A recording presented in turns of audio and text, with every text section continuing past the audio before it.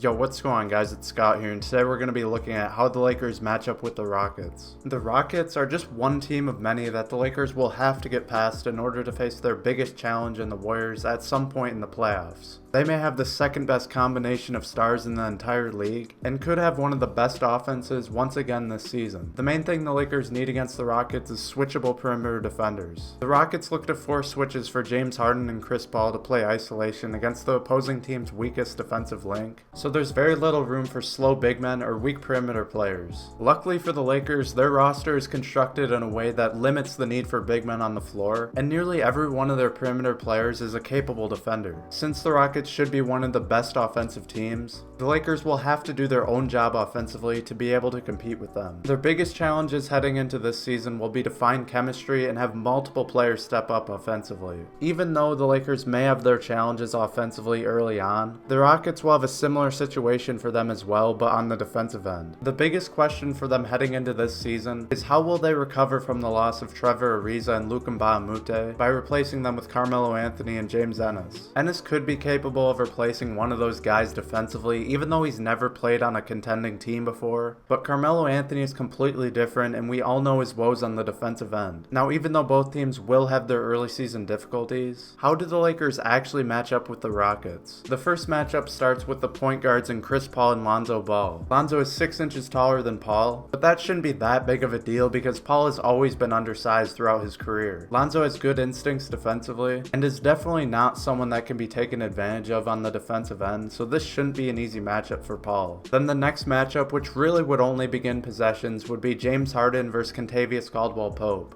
KCP is nearly the perfect defender to have against a player like Harden. While he doesn't have imposing length that would keep Harden from shooting a step back, he's very quick on his feet and is intelligent enough to not fall for any of Harden's tricks. Now, how it usually works against the Rockets is that the weakest defensive link will be forced into pick and roll action against Harden, which will get KCP to switch off of Harden, but if the Lakers can prevent this switch, then I like the chances of KCP containing Harden. We then have what most likely would be Carmelo Anthony as a starter against Brandon Ingram. The Lakers could use LeBron on Melo, but they may prefer to keep LeBron away from any high usage offensive player for the sake of retaining his stamina later on. Ingram has great length to contest Melo's mid-range and is an improving post defender. There may be times where Melo outmuscles Ingram to the rim, but other than that, the Lakers should be happy to have Ingram defending Melo. Then there's PJ Tucker up against LeBron James, which should be a very easy matchup for LeBron defensively. PJ Tucker is used as a shooter in the corner and sometimes as an off-ball screener to free up space for someone else, which LeBron can easily switch. PJ Tucker is very aggressive on the offensive glass, which is something LeBron will have to put extra energy in, but this should be something LeBron can manage because of his strength. Now, the final matchup of the starting lineup would be Clint Capella against JaVale McGee. McGee is the right kind of player you need against Capella. Capella is a low-usage offensive player whose mainly only a threat is a roller or with lobs, which is exactly how JaVale plays when he's on offense. The only problem I can see with JaVale McGee defensively doesn't even involve this matchup. It's more so that he'll be hounded upon for switches that James Harden and Chris Paul can exploit. If it becomes too easy for Harden and Paul to beat McGee, then he likely won't see much time on the court outside of the first few minutes in the first and third quarters. For the rest of each team, the Rockets may have the best player out of both benches with Eric Gordon, but their overall bench depth isn't really as good as the Lakers. The Rockets only have Gerald Green and James Ennis as real options to use off the bench, while the Lakers have about 6 players that could all come off the bench for them. Now, it may not matter too much for the Rockets as they are a slow-paced team in offensive sets, and were 14th in pace last season, but the Lakers' depth could run them out of the building if they don't have more guys that can step up. The key for the Lakers against the Rockets is finding lineups that can put up with their heavy isolation style, while still keeping up in scoring. If they can find the right overall balance, then they should have a good chance of beating the Rockets this season and come playoff time. That's all I have for this video, guys. I hope you did enjoy. Make sure you subscribe if you want to see more Lakers content throughout the offseason, and leave a like if you enjoyed, and thanks for watching.